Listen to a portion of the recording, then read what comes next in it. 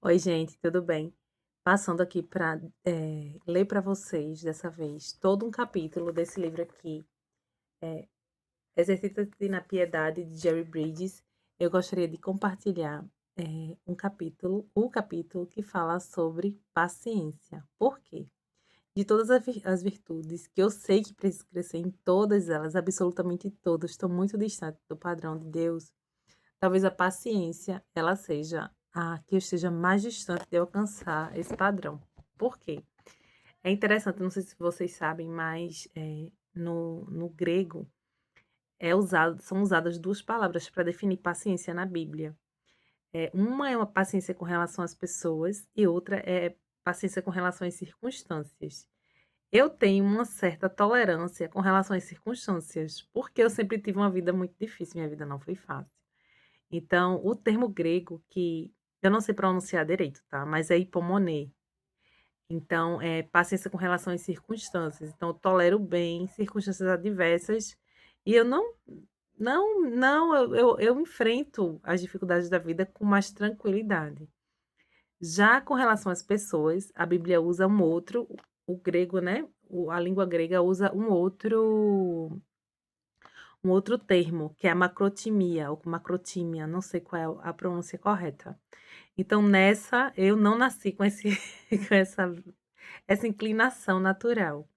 Então, o Exercita-te na Piedade, ele tem alguns capítulos iniciais onde Bridges vai dar os fundamentos, né, pra gente se revestir das virtudes cristãs. Por exemplo, quanto mais devoto a Deus, quanto mais você ama o Senhor, mais você quer obedecê-lo, né. O engraçado que Deuteronômio 6 fala sobre isso, de amar o Senhor, e esse amor ao Senhor tá ligado, a obedecer e guardar seus mandamentos e ensinar seus filhos e a sua descendência. E, Jesus repete essa mesma afirmação, no Evangelho de João. Então, o amor ao Senhor, a devoção ao Senhor, o temor ao Senhor é o que faz a gente querer se parecer com Ele, se nos submetermos aos seus mandamentos. Então, eu acho muito lindo quando Jesus começa ali o Sermão do Monte com as bem-aventuranças, e depois ele vai destrinchando o significado daquelas 8 bem-aventuranças, falando: "Olha, visto o que foi dito, eu porém vos digo". Então Jesus está dizendo: "Ó, vocês pensam assim, mas não é bem assim que vocês devem fazer, vocês devem viver dessa forma". Jesus está ensinando aquilo que Paulo vai usar muito, um recurso que Paulo vai usar muito nas cartas dele, Pedro também, que é o se despojar, né, do velho homem, dos nossos velhos pensamentos, nossa velha maneira de pensar, e nos revestirmos das virtudes cristãs, nos revestirmos das virtudes que caracterizam o próprio Deus, que ao longo das escrituras a gente vai vendo que o Senhor atribui a si mesmo como um Deus bondoso, um Deus compassivo, um Deus longânimo, misericordioso. São virtudes que são típicas de Deus, e nós, por termos sido feito à imagem e semelhança dele, perdemos, né? Mas, uma vez que nós fomos salvos e regenerados, o Senhor nos ordena a sermos santos, e ser santo é justamente se revestir dessas virtudes. É ter o caráter de Cristo, é ter as virtudes do Senhor agindo em nosso coração, né, guiando as nossas escolhas, a nossa mente, a nossa vontade. É um desafio muito grande, né, por isso que a santificação é um processo, porque nós precisamos, de fato, entender o que o Senhor quer de nós e perseguir essas virtudes. Elas precisam ser motivo de nossas orações. Eu gosto muito de uma passagem lá de Mateus, quando Jesus, incita as pessoas a orar, e ele diz assim: "Olha, se vocês que são maus sabem dar boas dádivas aos filhos de vocês, quanto mais o Pai celestial dará o Espírito Santo àqueles que lhe pedirem". É importante que a gente se lembre disso, porque de nós mesmos, mesmo sendo regenerados e tendo esse coração inclinado a obedecer, nós não conseguimos. Nós precisamos do poder e da graça capacitadoras do Espírito Santo para manifestar essas virtudes. E aí, essa virtude da paciência é, como eu falei, talvez a mais difícil para mim.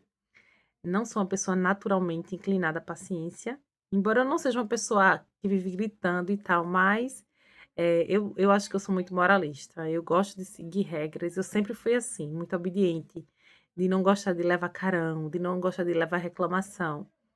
Então, quando eu vejo as pessoas descumprindo ou fazendo aquilo que ela fazendo aquilo que elas não deveriam fazer, isso me tira meio que do sério, porque eu sempre gostei de seguir regras.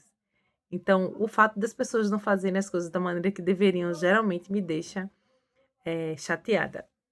Mas aí isso não é desculpa, né, para agir, de maneira irada, de maneira iracunda, de maneira agressiva. E esse talvez seja uma das minhas principais fraquezas, a minha criptonita, talvez seja a ira, né. A paciência realmente é uma virtude que eu preciso crescer e crescer muito. Então, assim, esse capítulo do livro falou muito ao meu coração, e eu gostaria de ler ele todo, por isso que eu decidi gravar aqui no YouTube. Como eu falei para vocês, o livro é O Exercita-te na Piedade, de Jerry Bridges, e ele vai dividir o capítulo, que é o capítulo 14, em 4 partes. A primeira é paciência sofrendo maus tratos, paciência quando nós precisamos responder a provocações de terceiros, tolerando as deficiências do outro, né? Quando o outro não tem as mesmas virtudes que você, ele tem alguma deficiência, não é deficiência física, mas é deficiência no caráter, e ele vai explicar direitinho nesse subtítulo, né?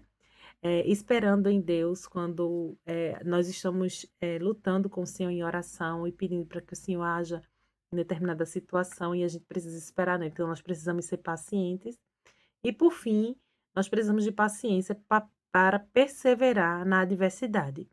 Então você vê que Bridges vai aqui abarcar nesse capítulo tanto a paciência com relação às pessoas, quanto paciência com relação às circunstâncias, né? Os 2 termos gregos que são usados na Bíblia são abrangidos aqui. E assim, o capítulo, nossa, foi muita pancada. Mas assim, Bridges ele escreve de maneira muito profunda e tocante, mas parece seu avô lhe dando conselho, sabe. E não diz que a avó ama mais 2 vezes mais que o pai e a avó, né, o amor de avó é 2 vezes maior. Então ele tem esse tom paternal. Eh, não seria paternal, né. Mas assim, não sei se vocês estão entendendo o que estou querendo dizer.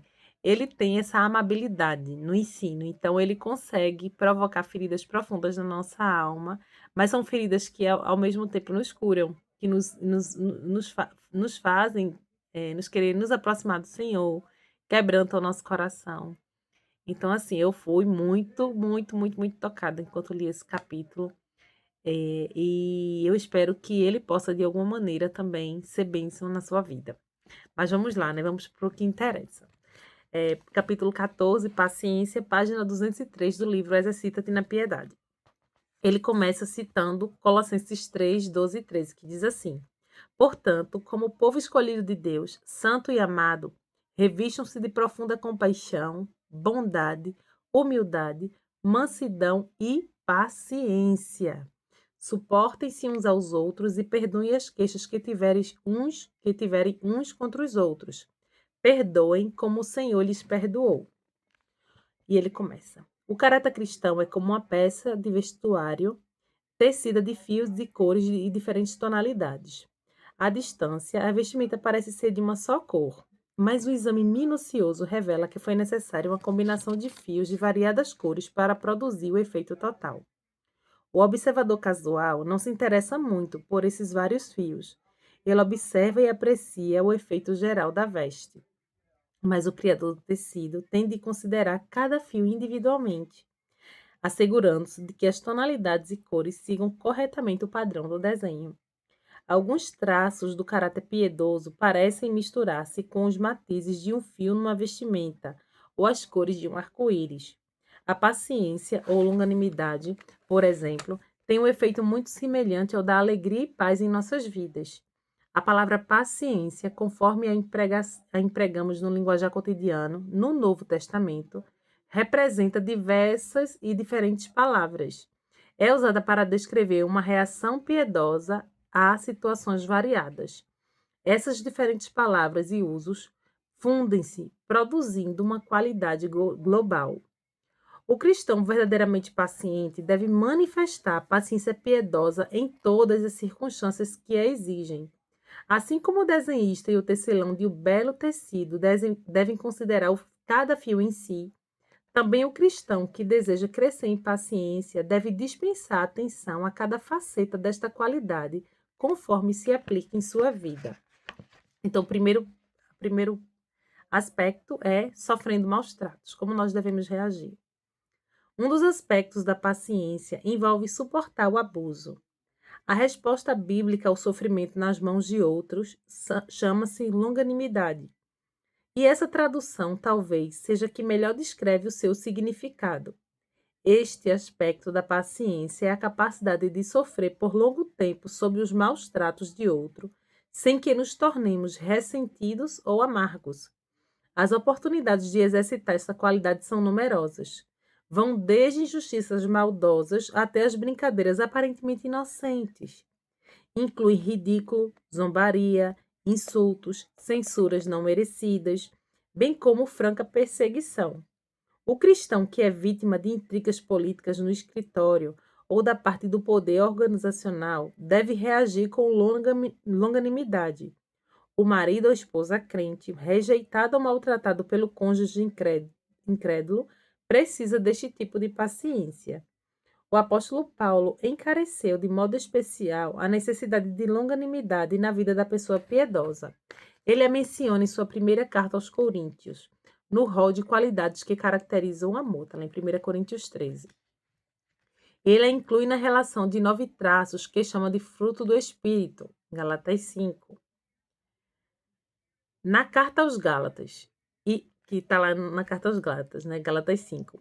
Ao descrever aos Efésios uma vida digna da vocação de Deus, ele inclui a característica da longanimidade, está lá em Efésios 4, 2. Também ele há a presença quando dá aos Colossenses uma lista de qualidades piedosas das quais os cristãos devem revestir-se, Colossenses 3,12. Acentua aos Tessalonicenses, em 1 Tessalonicenses 5,14. E recomenda sua própria vida aos Coríntios e a Timóteo, em parte porque a paciência é um dos traços do seu caráter. Está lá em 1 Timóteo, capítulo 6, versículo 11. Como podemos crescer nesse aspecto da paciência, que suporta por longo tempo os maus tratos dos outros? Primeiro, devemos considerar a justiça de Deus. Em suas instruções aos servos que precisavam ser pacientes sobre o tratamento injusto de senhores desapiedados, Pedro lhes diz que sigam o exemplo de Cristo, que quando insultado não revidava, quando sofria não fazia ameaças, mas entregava-se àquele que julga com justiça. 1 Pedro 2,23. Observe que o oposto de revide é a entrega a Deus, que julga retamente. A justiça de Deus é absoluta e, conforme Paulo lembra em Romanos 12, 19, ele promete: eu retribuirei. Um dos pensamentos que mais perturbam o cristão que sofre e que ainda não aprendeu a paciência é o problema da justiça. Ele teme que seu atormentador não Ele teme que seu atormentador escape à justiça, que não receba o castigo que merece. O cristão paciente que sofre deixa este problema nas mãos de Deus. Ele confia em que Deus fará justiça, embora saiba que isto pode não ocorrer até a volta de nosso Senhor Jesus Cristo, como está lá em 2 Tessalonicenses 1, do 6 ao 7. Em vez de aguardar uma oportunidade de revide, o cristão paciente, ora pedindo o perdão de Deus para seus atormentadores, do mesmo modo que Jesus e o mártir Estevão oraram por seus carrascos. Para desenvolver a paciência em face de maus tratos, devemos adquirir a convicção da fidelidade de Deus que opera em nosso favor. Pedro diz que aqueles que sofrem de acordo com a vontade de Deus devem confiar suas vidas ao seu fiel Criador e praticar o bem. 1 Pedro 4,19. Devemos confiar-nos à justiça de Deus e entregar-nos à sua fidelidade.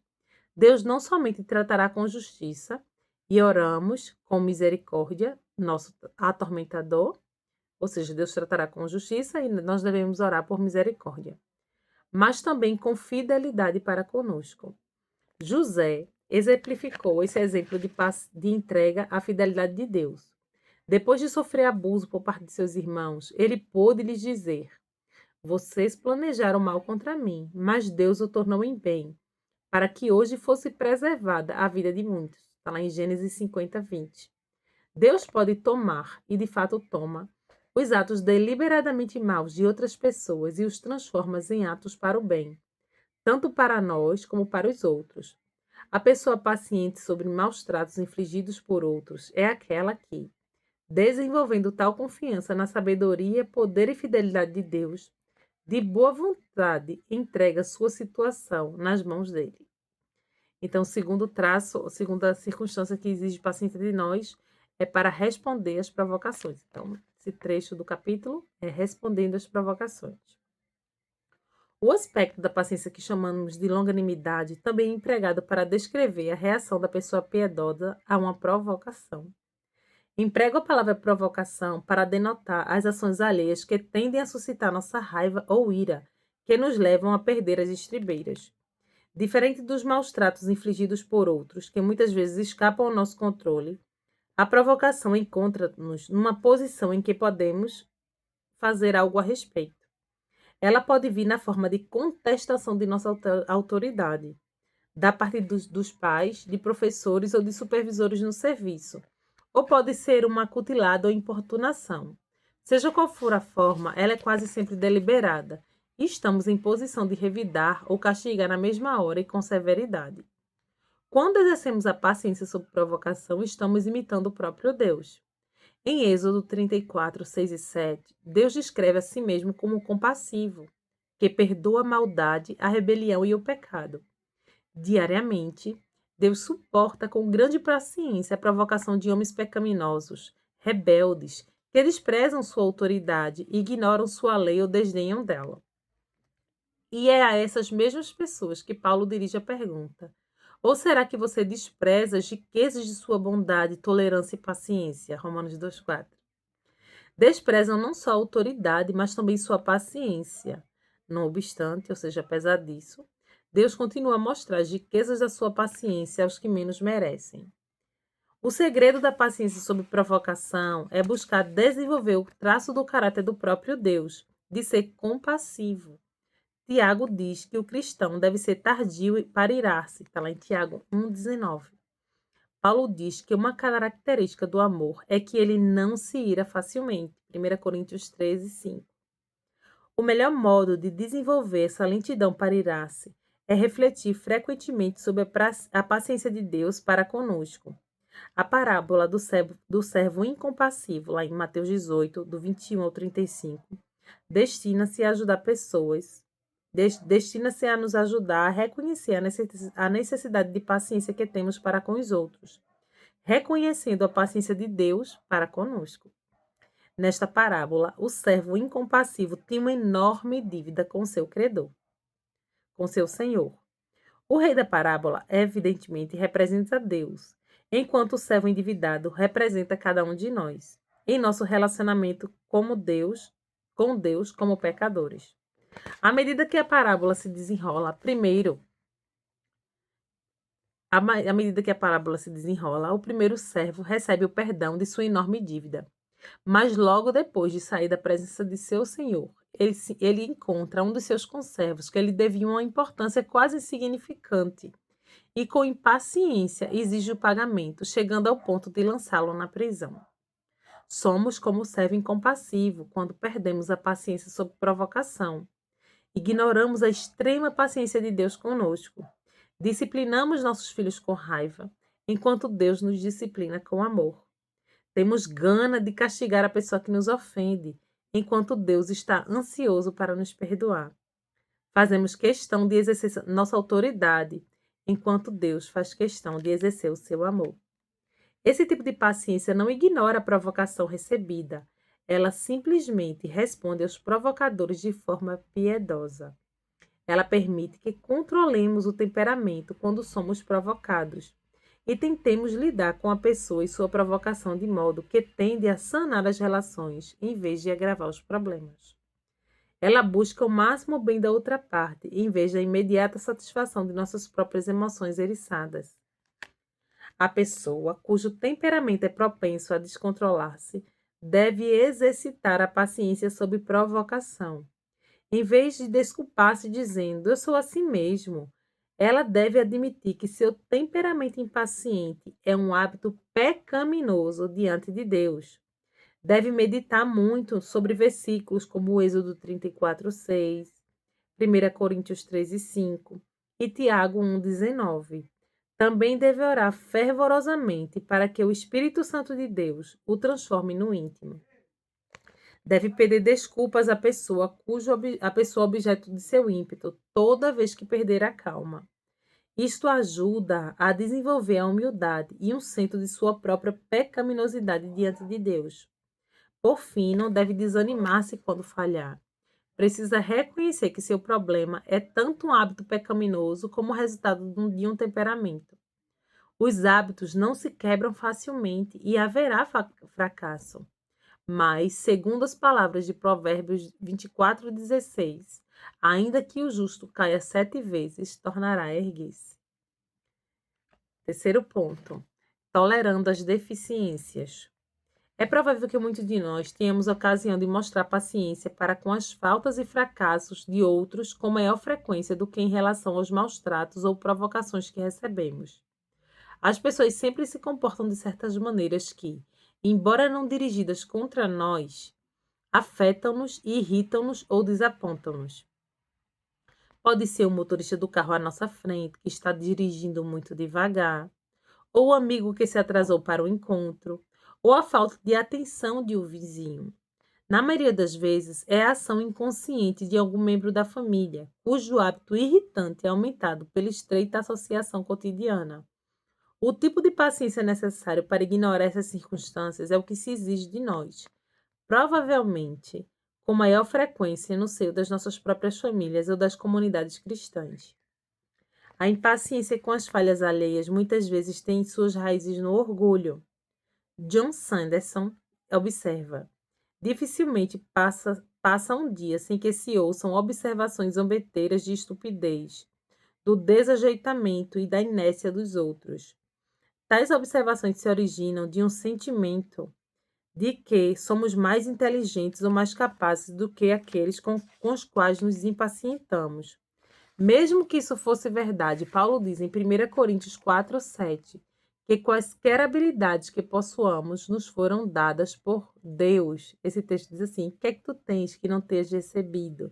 E se tu recebeste, por que te glorias como se não tivesses recebido? Pelo menos é assim como que eu me lembro desse texto. Então, tendo em vista isso, né, que toda virtude que nós possuímos foi o Senhor que nos deu, por isso não temos motivo de achar que somos melhores do que os outros. A reação paciente às falhas e fracassos alheios talvez seja melhor descrita pela palavra suportar, empregada em Efésios 4:2 e Colossenses 3:13. Literalmente, essa palavra pode significar tolerar e pode ser usada no sentido negativo de aguentar com má vontade as falhas de outro. Esse, obviamente, não é o sentido que Paulo emprega. Pelo contrário, ele emprega suportar no sentido de tolerância bondosa das faltas alheias. Suportar ou tolerar as Escrituras refere-se ao amor, à unidade dos crentes e ao perdão em Cristo. Em Efésios 4:2 e 3, Paulo diz: sejam completamente humildes e dóceis, e sejam pacientes, suportando uns aos outros com amor. Façam todo o esforço para conservar a unidade do Espírito pelo vínculo da paz. Pedro diz que o amor cobre uma multidão de pecados, em 1 Pedro 4:8. O amor leva-nos a passar por alto ou tolerar suas deficiências. Lembro-me de uma ocasião em que um amigo meu esqueceu-se de um encontro que tinha comigo. Em vez de impacientar-me, simplesmente dei de ombros. Mais tarde, tentei descobrir por que eu havia tido uma reação tão tolerante àquela falha. Concluí que foi porque eu amava e precisava muito daquele meu amigo. E o princípio que Pedro declarou: o amor cobre uma multidão de pecados. Esse princípio estava em ação ali naquele momento. Paulo diz que devemos suportar uns aos outros a fim de preservarmos a unidade do Espírito, a unidade que o Espírito aplica ao corpo de Cristo. Devemos nos esforçar por preservar essa unidade. Precisamos dar muito mais importância à unidade do corpo do que às pequenas irritações ou desapontamentos. Aqui também, como na preservação da paz, Romanos 12, 5 é muito útil. Cada membro está ligado a todos os outros. Quando sou tentado a me irritar com meu irmão em Cristo, lembro-me de que ele me pertence e eu pertenço a ele. E, e isso ajuda a sufocar este florescente senso de exasperação. Em Colossenses 3,13, Paulo equipara o suportar ao perdoar. Suportem-se uns aos outros e perdoem as queixas que tiverem uns contra os outros. Perdoem como o Senhor lhes perdoou. A ideia de queixa usada nesse versículo parece conter a noção de mania de criticar, com referência a ações sem importância, ao invés da preocupação com problemas mais graves. Em vez de permitir que essas ações nos irritem, devemos usá-las como uma oportunidade para perdoar, assim como o Senhor nos perdoou. A parábola do servo incompassivo ensina o princípio de perdoar como o Senhor nos perdoou. O ponto principal dessa parábola é o tremendo contraste entre as duas dívidas, uma quantia enorme versus uma quantia irrisória. O Senhor Jesus também ressalta a questão do tempo dos dois encontros. O servo incompassivo, recém-saído da presença perdoadora de seu senhor, volta-se para seu devedor e exige, sem dó nem piedade, o pagamento imediato. Como esta parábola retrata bem a nossa impaciência? Todos os dias Deus nos atura pacientemente e todos os dias somos tentados a nos impacientar com nossos amigos, com os vizinhos, com os entes queridos. E nossas faltas diante de Deus são muito mais sérias do que as pequenas ações alheias que tendem a nos irritar. Deus nos chama a aturar com benevolência as fraquezas dos outros, tolerando-as e perdoando-as como Ele nos perdoou. Essa tolerância ordenada pela Bíblia não nos proíbe corrigir as falhas alheias ou confrontar um hábito irritante de alguém. Pelo contrário, Jesus ensina que tal correção deve ser feita com a atitude certa.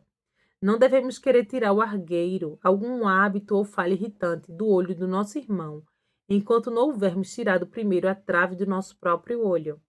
A trave do nosso olho pode ser qualquer atitude errada para com o irmão, uma reação às suas faltas ou fraquezas. Pode ser irritação, orgulho ou uma atitude de crítica ou desdém. Qualquer que seja a nossa atitude errada, devemos primeiro corrigi-la, assegurando-nos de que o desejo de corrigir ou confrontar não provém de um espírito de impaciência, mas de um espírito de amor e interesse pelo bem-estar da pessoa. Esperando em Deus, quarta situação em que nós precisamos exercitar a paciência. Outra área que a maioria de nós precisa aprender a paciência é na tabela de horário da operação de Deus. É possível que tenhamos orado durante muitos anos pela salvação de uma pessoa amada, pela solução de algum problema que enfrentamos, ou pela realização de algum desejo há muito esperado. A longa espera de Abraão pelo nascimento de Isaac é o clássico exemplo bíblico da necessidade de paciência para aguardar o tempo de Deus. À semelhança de Abraão, muitos de nós somos tentados a acelerar o horário de Deus, ou dar uma outra solução, como Sara e Abraão fizeram com Ismael, que termina em tristeza e não em realização. Saul é outro exemplo de alguém que não quis esperar pelo cumprimento do horário de Deus e por isso perdeu o reino. Tanto Abraão como Saul se impacientaram por causa da descrença na fidelidade de Deus e pela falta de disposição de esperar nele. Deus, em sua soberana graça, deu a Abraão outra oportunidade, e desse modo ele se tornou o pai dos que creem. Contrastando com Saul, Davi esperou no Senhor, e esperou que o Senhor cumprisse o plano que tinha para ele. De maneira consistente, ele se recusou a resolver o problema a seu modo, dizendo antes: coloquei toda a minha esperança no Senhor, e ele se inclinou para mim e ouviu meu grito de socorro. Ele me tirou de um poço de destruição, de um atoleiro de lama, pôs os meus pés sobre uma rocha e firmou-me sobre um local seguro. Tiago trata do problema da espera, referindo-se primeiro à paciência do lavrador, que aguarda a colheita, depois à paciência dos profetas, que morreram sem ver o cumprimento da maior parte de suas profecias. Finalmente, apresenta a paciência de Jó, que no fim da vida recebeu o livramento do Senhor. O acontecimento supremo pelo qual todos esperamos é, naturalmente, a vinda do Senhor. Como o apóstolo João, clamamos em nossos corações: Maranata, vem, Senhor Jesus. Apocalipse 22, 20. A cura da impaciência pelo cumprimento do horário de Deus é crer nas suas promessas, obedecer à sua vontade e deixar os resultados com ele. É frequente, quando o horário de Deus se transforma em anos, desanimar-nos e desistir. Vem-me à mente o desejo que tive e achei que Deus logo realizaria. Passado alguns anos, praticamente desisti, mas no 7º ano Deus respondeu à minha oração. Penso noutra resposta à oração que ocorreu recentemente. Eu vinha orando por este pedido durante anos, que, quando a resposta finalmente veio, achei que era boa demais para ser verdade. Penso ainda noutro desejo que Deus me deu, pelo qual orei 13 anos antes de receber a resposta. Mas quando ele respondeu, ela veio em medida abundante. Não obstante, a despeito dessas respostas demoradas às orações, ainda luto com impaciência com o horário de Deus. Ainda desejo resistir ou tentar fazer algo para minha própria conta. Preciso levar a sério a demonstração do escritor de Hebreus, de modo que vocês não se tornem negligentes, mas imitem aqueles que, por meio da fé e da paciência, receberam a herança prometida. Hebreus 6,12. Se você luta, como eu, com a impaciência de espera, este pode ser um bom versículo para decorar e meditar nos meses vindouros. E por fim, o último traço, a última circunstância, né, que exige paciência de nossas vidas é perseverar na adversidade. Uma vez que a longanimidade deve ser nossa reação paciente às pessoas que nos maltratam ou provocam, a persistência e a perseverança deve ser nossa reação paciente às circunstâncias que nos provam. Persistência é a capacidade de resistir à adversidade. Você não vai para trás, você não retroage. Perseverança é a capacidade de progredir a despeito das provações, das adversidades. Essas duas palavras são traduções do mesmo vocábulo grego e representam simplesmente duas visões diferentes da mesma qualidade, que é uma resposta piedosa à adversidade. A fonte da adversidade pode ser o maltrato de outras pessoas, como no caso dos irmãos de José ao venderem-no como escravo, ou quando Saul perseguia Davi, ou quando os judeus rejeitaram e crucificaram o Senhor Jesus. Outras vezes, nossas provações são resultados de ataques de Satanás, como no caso de Jó. Ainda outra fonte de adversidade é a mão disciplinadora de Deus. Qualquer que seja a fonte de nossa situação adversa, o segredo da persistência e da paciência é crer que Deus, em última instância, está no controle, trabalhando os eventos para o nosso bem. Romanos 15:4 diz: pois tudo que foi escrito no passado foi escrito para nos ensinar, de forma que, por meio da perseverança e do bom ânimo procedente das Escrituras, mantenhamos a nossa esperança. As histórias de Abraão, Jacó, Davi e Jó foram escritas para que tenhamos o privilégio de ver Deus operando, controlando as circunstâncias, para o bem daqueles e para a sua glória. Esses exemplos deveriam incentivar-nos a crer que Deus controla igualmente nossas circunstâncias, muito embora nem sempre o percebamos. Durante muitos anos, tem me sido útil reconhecer que Deus nunca explicou a Jó o motivo de suas provações. Somos levados para trás dos bastidores, onde vemos a batalha entre Deus e Satanás. Mas Jó nunca teve conhecimento disso. Ele simplesmente chegou ao ponto em que aceitou tudo quanto Deus permitisse. Na maioria das vezes, não vemos a finalidade das provações, mas pelo incentivo das Escrituras, devemos ter esperança. E através da esperança devemos perseverar. Persistência e perseverança nas Escrituras acham-se muitas vezes associadas com a esperança. Em cada um dos 4 casos nos quais Paulo fala da perseverança ou persistência em Romanos, é no contexto da esperança. Ele elogia a persistência inspirada pela esperança dos crentes tessalonicenses. E todo o tratamento da persistência e perseverança por parte do escritor dos Hebreus vincula intimamente perseverança e persistência com esperança. Veja em especial os capítulos 10, 11 e 12 de Hebreus. O capítulo 11 de Hebreus, o grande capítulo da fé, é grande parte alongado, é parte deste alongado desafio a persistência e a perseverança. Seu início é a definição de fé como a certeza daquilo que esperamos e a prova das coisas que não vemos. O objetivo dessa esperança é naturalmente nossa glorificação final com Cristo na eternidade. A vida que levamos aqui na Terra não passa de uma busca dessa esperança.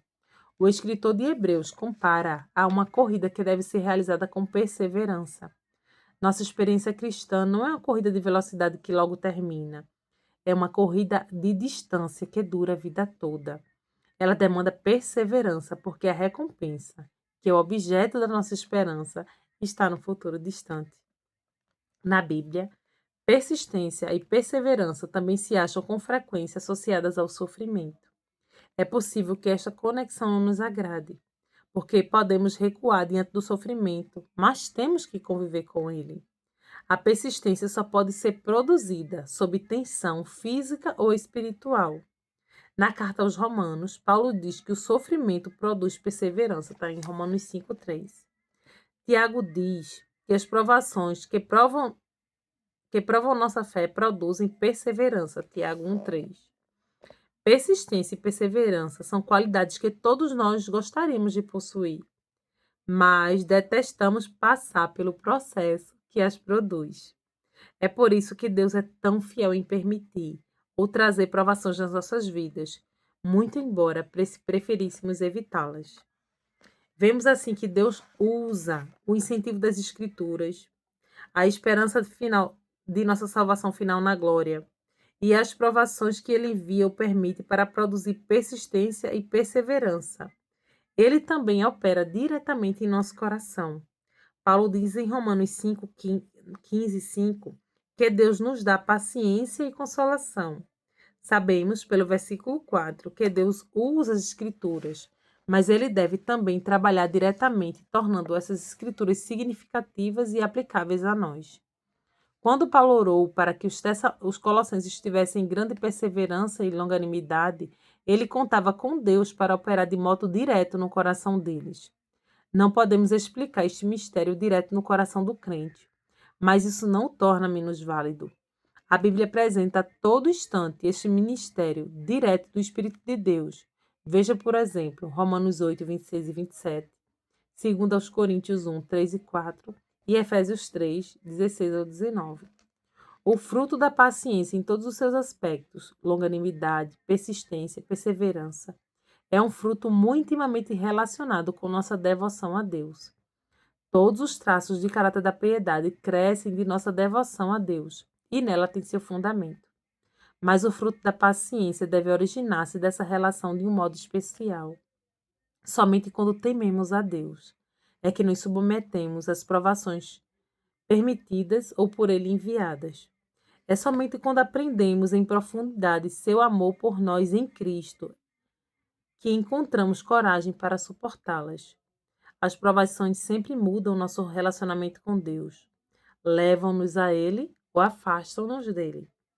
A medida do nosso temor e a consciência do nosso amor por nós, a medida do nosso temor e a consciência de seu amor por nós, determina a direção em que nos moveremos. Ou seja, se você ama o Senhor, se você teme ao Senhor, as provações elas vão te aproximar de Deus. Se as provações estão esfriando seu amor e diminuindo seu temor, elas vão lhe afastar de Deus. Então é isso. Eu espero que esse capítulo tenha sido uma bênção para você, como foi para mim.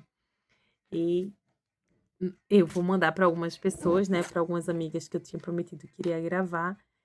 E quem sabe, né, eu não faça a gravação de alguns outros capítulos aí, apenas lendo sem comentários. É isso, gente. Muito obrigada pela paciência.